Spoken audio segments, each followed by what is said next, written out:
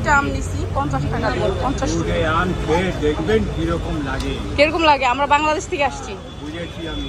বুঝতে পারছেন? ওকে, খায়া দেখবো কেমন। বাংলাদেশে আরো দাম বেশি। বেশি দাম? না, একই তো দাম দেখে আসছি। দাম বেশি। এইখান থেকে লোকে নিয়ে যাচ্ছে বাংলাদেশ। না, রাজশাহী দাম বেশি। আমি বলছি না, এখান থেকে গাড়ি গাড়ি মাল যাচ্ছে বাংলাদেশ। 50। ওকে, ধন্যবাদ ধন্যবাদ দাদা। আর আমরা হচ্ছে গিয়ে যে এই মার্কেটটা ঢুকছিলাম, ফুড মার্কেট। এখন আমার ছেলে যেই জিতটা যদি করে, যাও যাও যাও,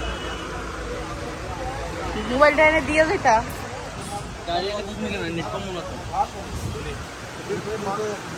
এই যে এগুলো সব পাইকারি।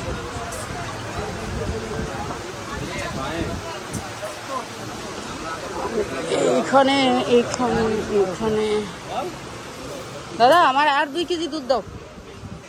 আমুলের দুধ নেবো।